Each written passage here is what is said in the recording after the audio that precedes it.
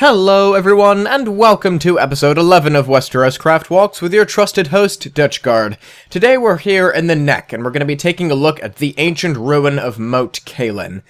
So the Neck, for those of you that don't know, is a part of Westeros located just under the north and above the Riverlands, and it is a big swampland, an impassable swamp. In fact, the only way to get through the Neck is either to sail around it or to go through it on this causeway, which is part of the King's Road, which connects all of the Seven Kingdoms. We're just starting here a little further south of Moat Cailin, just so I can show off some of the surrounding area. The house that controls the Neck, or inhabits the Neck, is House Reed, and the people who live in the Neck, the Crannog men, they know how to traverse these swamps and how to get their way around, and they are the defendants of the North. And you may recall that House Reed is very loyal to House Stark, and that's an allegiance that's very important because it manages to keep any invading armies from the south out of the north. So let's head up the causeway, and you can take a look around here. We've got this lovely swamp, and the sort of swamp biome here, with very murky colored water, some mud, and lots of brown patches in the sort of ground textures.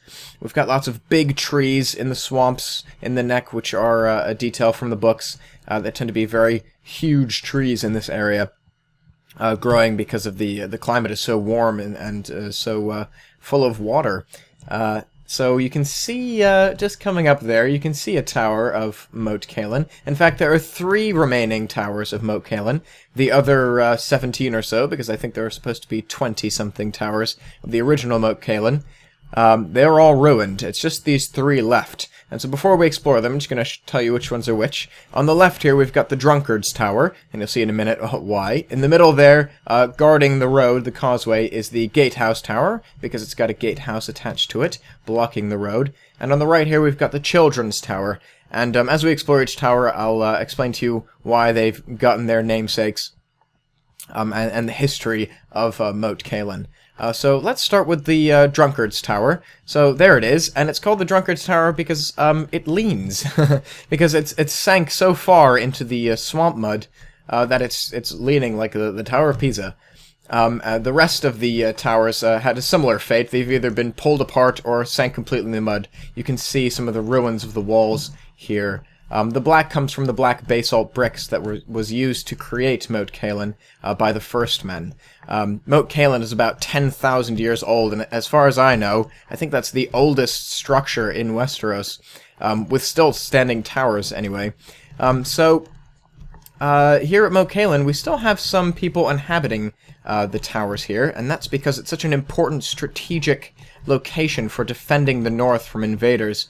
I know that the events of Game of Thrones, when Robb Stark marches his army down through the north into the south part of Westeros, he takes Moat Cailin and garrisons it with some of his forces. I believe the Drunkard's Tower he gave to the Karstarks to garrison and guard, and so I think there are still some men here staying here. We've got some bunk beds here for the guards. Got a nice little view here out onto the swamp. There's the causeway there. It's the only dry passage through the Neck. It's sort of a raised road. No other path is easily crossed. So it's actually quite an easy area to be ambushed because there's really only one route for people to travel through. Yes, this was the tower that Robb Stark gave to the Karstarks because those are the colors of House Karstark there, the white and black. Of their sunburst sigil. So you can see even the roof here is quite tilted. And let's see if we can see... Right, so that over there, that tall tower, is the Children's Tower, and that was given to House Umber, and you can tell because of the red and brown colors of the flag atop there. So let's head down, and we'll head over to the Children's Tower. It's called the Children's Tower because...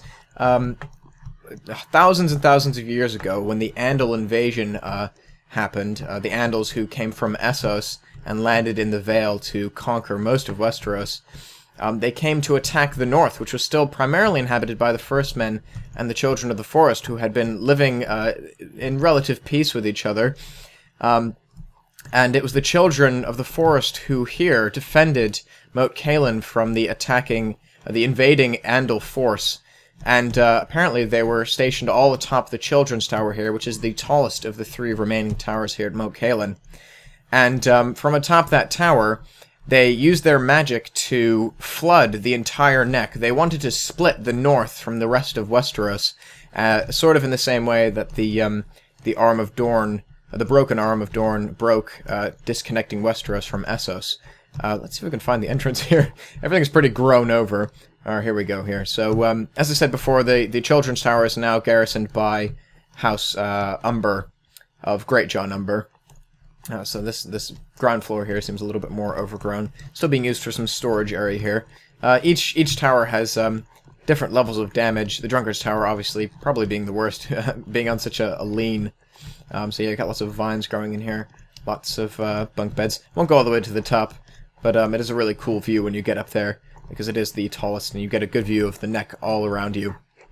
Alright, so let's head to the Gatehouse Tower, which is that one over there. So as I was saying, the Children of the Forest who cast a spell to flood the neck, they wanted to completely disconnect the north from the rest of Westeros. Their magic wasn't powerful enough, so they didn't manage to disconnect it completely, which is why the neck is the way it is, flooded by the salty waters coming from either side of Westeros. Moat Cailin actually is located right at the source of the Salt Spear, which is a large salty body of water reaching into the neck, which puts Moat Cailin at the sort of bottleneck for the north, again making it a very, very strategic location for any army who wishes to control the north. I think quite a few characters, or powerful military characters, have said that controlling Moat Cailin means you can control the north. I know who says that, but I don't want to say who. So the Gatehouse Tower has a basement. I just wanted to show it to you real quick, because before I started this video, I checked it out. This whole basement is flooded here by swamp waters, and you've got this sort of flotsam and jetsam floating around in here. Just a cool little detail of this tower. This tower was, I think, Robb Stark himself garrisoned with some men. So you've got 3 towers representing the 3 great powers of the north, or at least the 3 great powers during the time of Game of Thrones. So let's head up this tower. So we've got some storage, we've got some clothes to dry out. I don't know how well they'll dry out in this climate anyway, but valiant effort. Right, so you can see here sort of a broken part of the wall. Actually, what I may do, I may cheat and fly up and show you. You can still see the outline of Moat Cailin and where the walls and the other towers still stood. You can see there's part of the gatehouse here. The wood there seems to indicate that it's been partially rebuilt. Let's go back in here. So there's lots of holes in the walls and bits and pieces that have been fixed up. And even though it is a ruin, it's still, you can do a good deal of damage with just a few men. If there's an army coming up the causeway, you can harass them with arrows and hide in the swamps and the waters and ambush them from any direction. Especially if you've got Howland Reed and the Reeds on your side, they know how to hide in the swamps and hide amongst the reeds and come out and use guerrilla tactics on an invading army. There's the causeway down there. I believe that's heading up back towards the north. That will eventually lead past Barrowton and all the way up to Winterfell. Here we are, top of the Gatehouse Tower. Children's Tower over there, and the Drunkard's Tower. You can see that lean very steadily. Maybe in a few more 100 years it'll fall. You can see the remains of the wall there. Oh, I don't even have to fly. You can see there's a sort of a square footprint of what used to be a tower, and you can almost make out the... it used to be sort of a big square castle. Perhaps Bran the Builder had a hand in this. I don't know. He might even be a little bit too recent for how old this castle is. 10,000 years old. I'll have to do a little brush up on my history to see when Bran the Builder was around. But the walls apparently used to be as high as Winterfell's. Let's jump out here. Oof! On this soft landing, on this leather tent roof. And just want to show you real quick the gatehouse. So you've still got this little platform here for any soldiers guarding the gate. And I think the gate is still functional. It's got a working portcullis. Oh, maybe I spoke too soon. In any case, it is a bottleneck, so any army, any huge army, if you can imagine, a 2,000, 3,000 strong army marching up the causeway, are going to have to funnel through this really tiny gap. And after being harassed on either side by the Drunkards and the Children's Tower, and being attacked by the Gatehouse Tower as well, before crossing through the gate and making their way into the north.